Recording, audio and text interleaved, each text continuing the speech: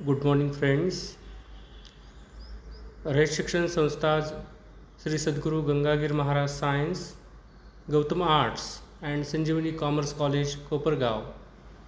In the present academic year, Department of English is going to introduce certain e-content to the students from TYB.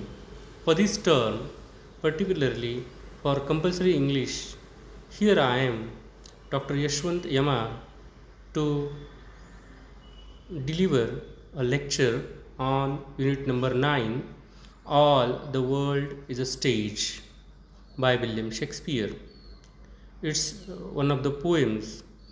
There are 4 poems prescribed for TYBA compulsory English for this term, and this unit number 9 is the first poem that we have to study here in this academic year. The poem is by William Shakespeare. It is titled as All the World is a Stage. Let us think about the poet. It is a poem composed by William Shakespeare.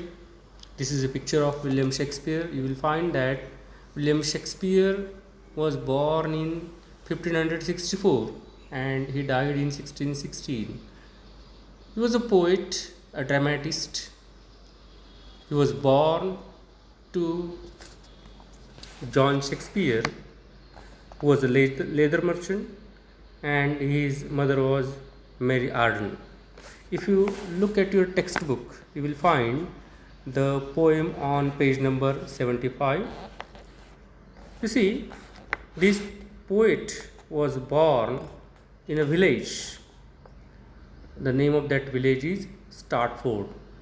As the village is located on the banks of river Avon, it is named as Startford upon Avon. This poet, William Shakespeare, he has composed 154 sonnets, and even he was a dramatist, well-known dramatist, world-famous dramatist, we can say.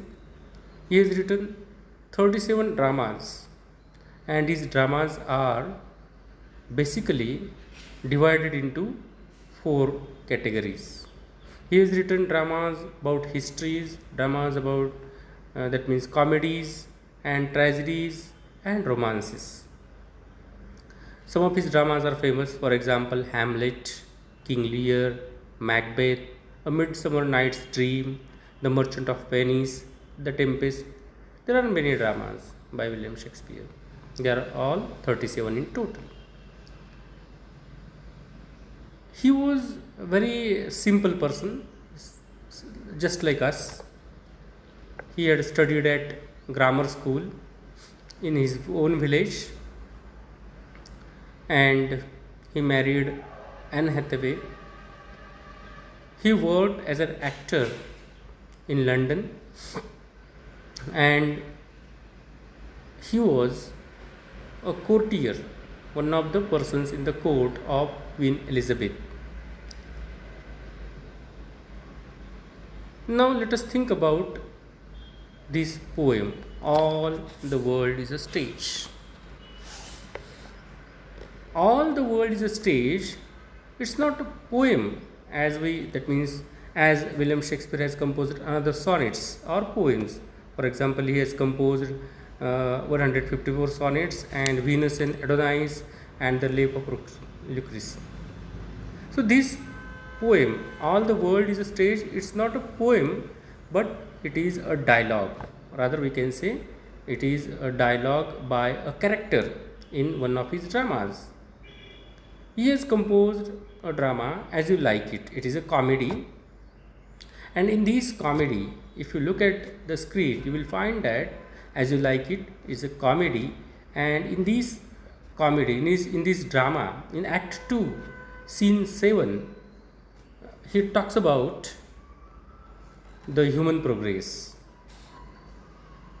He says that how human being live his life in 7 stages, from childhood to senility. That means from childhood to the old age, and he has used a metaphor of life. He has used a metaphor of a play for the life as a play, and there he compares human beings as actors in the play. There is a character, Jax. You see that this is a character in the PPT. You will see that this is a character, Jax, and this character is a cynical philosopher. That means he talks about or he comments on human life. Particularly, he talks about the more negative aspect of life and the world. And there he says, or it is his dialogue, all the world is a stage. He says that he describes in his dialogue that how this world is a stage and how human beings are working as actors in this on the stage. How they come, which roles they have to play, they have to perform, and how they have to go. That means how they have to take their existence. Now let us think about the poem. You see that this is a script of a poem. It is better that when you are studying a poem, you should have a script in front of you, because the arrangement of the words and it suggests rhythm, and even it is very important when you are reading a poem, when you are studying a poem. At that time you have to read the script of the poem. Now first of all, what we will do, that we will read the poem, all the world is a stage. It is taken from a drama, or the drama we can say, as you like it. In Act 2, Scene 7, we do find that the character Jax is talking to Duke Senior. Duke Senior is another character. Duke means Sardar, that we say in Marathi, Sardar. So Jax is talking to Duke Senior, and he explains in his dialogue that how human being is a kind of actor. Let us think about the poem. Let us read the poem. I expect that student will see the PPT and they will go line by line in this poem. All the world is a stage, and all the men and women merely players. They have their exists and their entrances, and one man in his time plays many parts. His acts being 7 ages. At first, the infant, mewling and pucking in nurse's arms. Then the weaning schoolboy with his satchel and shining morning face, creeping like snail, unwillingly to school.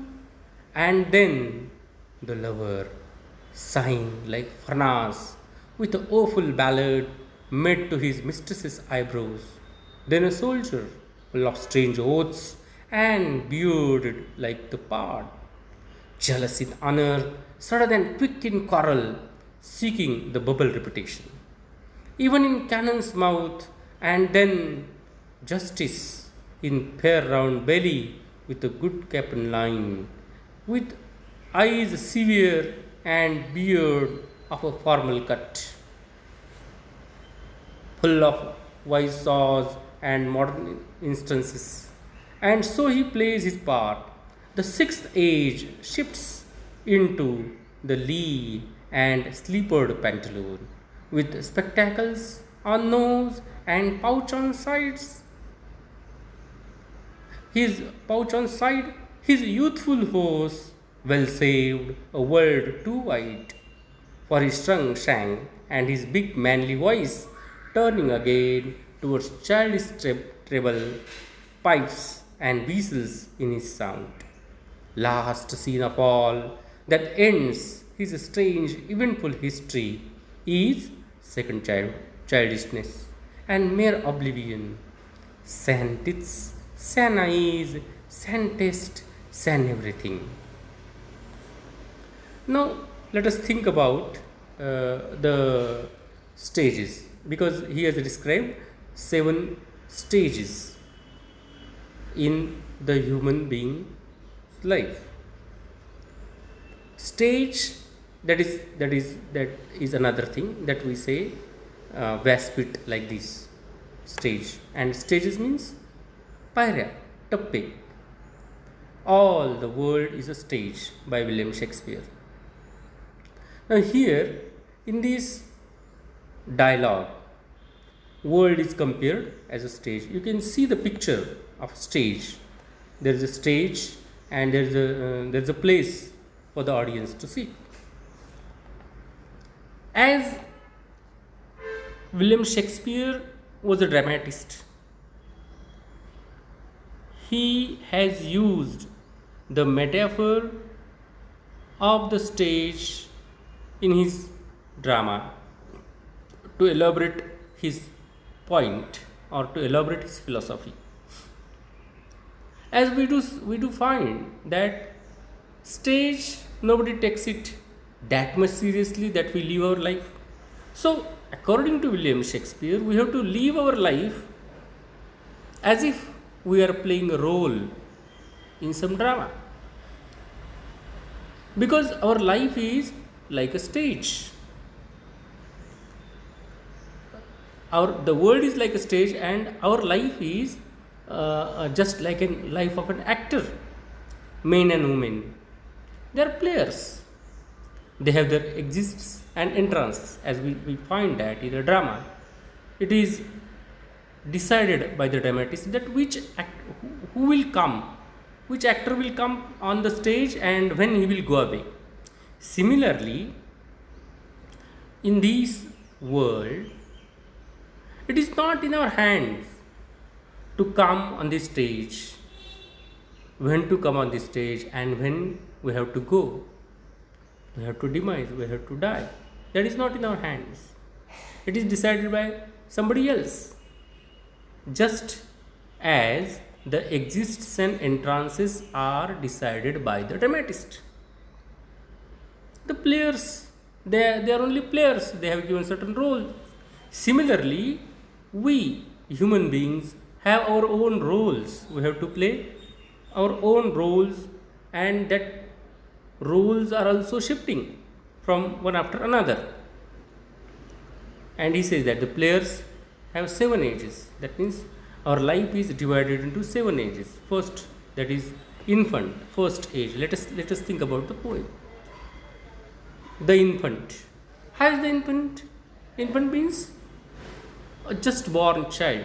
This is the first stage of everybody's life. When we are born, we don't have our name, we don't have any identity. That is our first stage. What do we do? Just mewing and pucking in nurse's arm.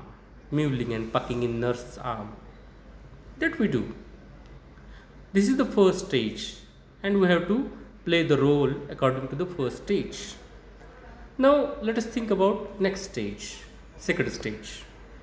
What is our second stage? Our second stage is that in this second stage, that is our childhood, we have to go to school. And how do we go to school? That is very important.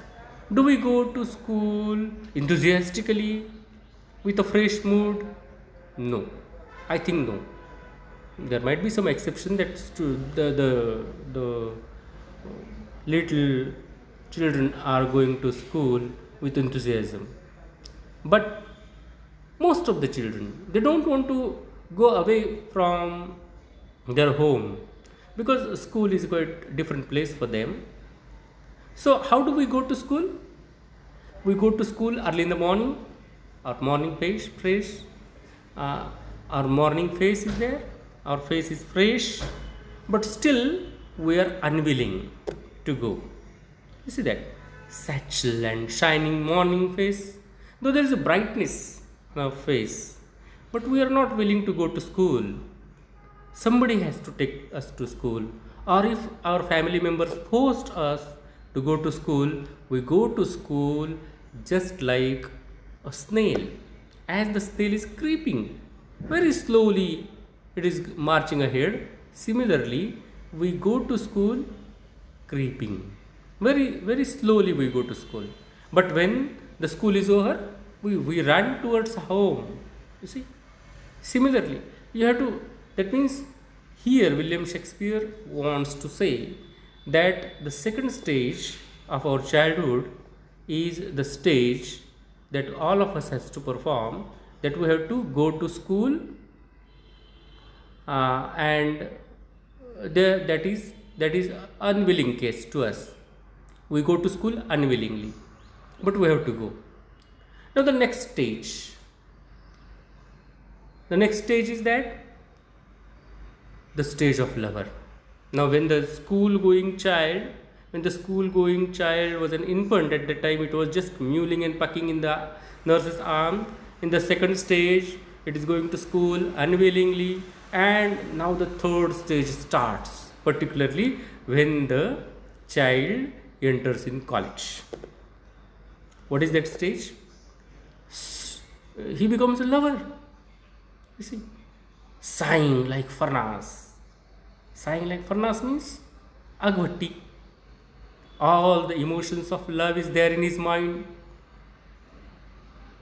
and he's sighing. He just talking about the painful things, the painful emotions that he came across when he was in love with somebody.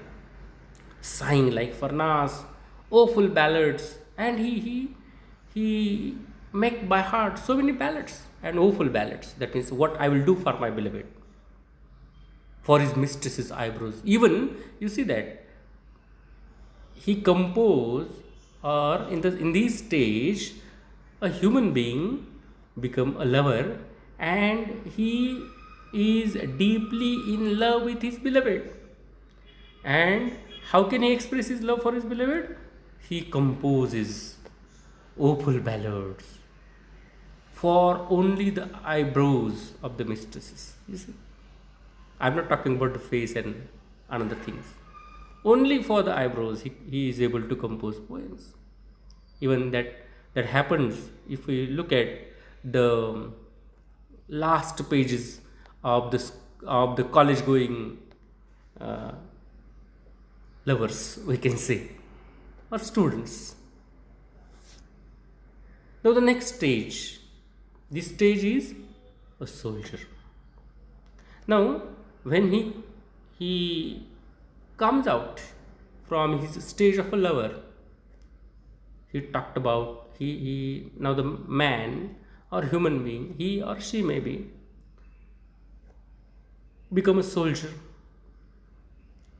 full of strange oaths for the sake of his nation, for the sake of his land, for the sake of his country. He is full of strange oaths, and he is bearded like a pard. He is bearded. Here he has beard like a pard. Pard means leopard, like a tiger. He has little beard, and is full of oath that whatever will happen, I will just fight for the sake of my country. Jealous in honor. Now he is very sensitive for his honor, for the sake of his honor for his country, honor for his family, honor for himself, or honor for the people of his country. He is jealous in honor. He is ready to take any kind of risk to save the honor of his country. Even he is ready to die for the sake of his honor, for the sake of the honor of the country, his motherland, his mother, his family. How is he? Sudden and quick in quarrel. Suddenly he can start a quarrel. If somebody is going to create a threat for the honor of his country, for the honor of his family, for the honor of his motherland, for the honor of his mother, like this, he becomes a soldier, true warrior, to protect all these things, seeking the bubble reputation. And what he is doing, he is there to achieve bubble reputation. Bubble means that a temporary kind of posture of water is seeking bubble reputation. That kind of reputation he is ready to uh, collect. Even in Cannon's mouth, he is ready to go. Even in Cannon's mouth, if he wants to save, or if he decides to save the reputation. If it is reputation, all the reputations are bubble reputations. That means they are temporary. For a certain period of time, the reputation is there. But for the sake of that reputation, for the sake of that bubble reputation, the soldier is ready to take any kind of risk of his life. Now, next stage, the stage of a justice, the fifth stage. Now, you see that it doesn't mean that he becomes or he is appointed as a justice, but his attitudes become like a justice, like a justice. So, what he does now, he is quite stable in his life in this stage, the fifth stage. He is quite stable in his life, and up to this time, he has a fair round belly with good captain line. So it indicates the stability of his life. Then, though he is not now, he is not ready to. What can we say? He is not ready to fight with certain weapons as similar to his former case, but here he is ready. He has acquired another powers, though he is not, that means though he might have lost the abilities to fight directly with the enemies, but he has acquired certain another things. What is that? He has got a severe eyes severe. Now he got a kind of perspective to handle the things, to look at the things. His beard of a formal cut. Now that beard is not like a leopard, but he has got a certain kind of formality in all these things. He has a formal cut, beard of a formal cut. I searched for that picture on the internet, but I am not able to find out that picture, so that I just brought this picture of a judge in this PPT, full of wise saws and modern instances. So up to this time, whatever incident happened around him, he will not participate in that incident, but he will pass comments on that incident, like the justice, as the justice is not involved in any kind of uh, matters that is going in front of him. He just look at the matters and then gives justice. Similarly, the man in this stage, he don't interfere any kind of matters that is going around him, but he just pass comments full of wise saws. That means instance, modern instances. He gives references, he gives examples, similar examples, and then decides the matter that is going in front of him. Now the next stage is that the lean and slippered pantaloon. Now he becomes lean in this stage, and now he is old enough, and that is why he has spectacle on his nose, pouch on side. Now he has not round belly like the justice have or justice has, but he has now pouch on side. He has become weak, but the former muscles are there on his body, and they look like pouch on side. Youthful hose, well saved, shrunk shank. Now whatever he has saved, that is with him. He has big manly voice. His voice is now big manly voice.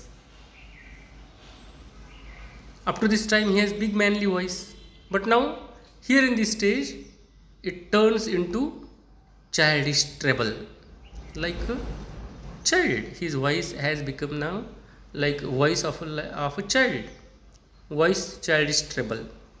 Pipes and whistles in sounds when he start to speak. At that time the air passes through his mouth, might be because of the old age.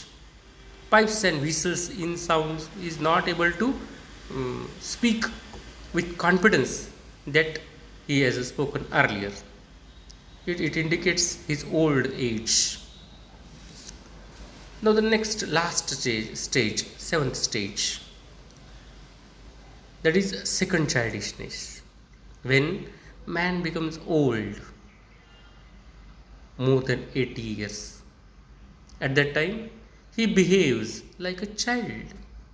Second, it is called as second childishness. Old age is called as second childishness, because in this age man behaves like a child. Mere oblivion, sand teeth, he has lost his teeth. Sand eyes, no eyesight. Sand test, whatever he eats, he will not get taste of it. And sand everything. Everything is sand for him. That is his last stage, we can say. Now, this is the last PPT, and you will find that all the 7 stages are described here. You can compare first stage with another stage, and then you will find that all the aspects are there. For example, in the first stage, man is a child, infant, not child but infant. Then in the second stage, it's a stage of a child, where that child goes to school unwillingly. Next is the stage of a lover. Next is stage of a soldier, justice, and then uh, old aged person, loose pantaloons and all these things are there. And last stage is that is of sand everything, second childishness. So this is something about William Shakespeare's All the World is a Stage. We have to think about it uh, very seriously, apart from syllabus, and we have to identify our stage, in which stage we are there, and how people behave differently in each and every stage, because that is not their own nature, but that is their stage that they have to undergo it. That is what he says.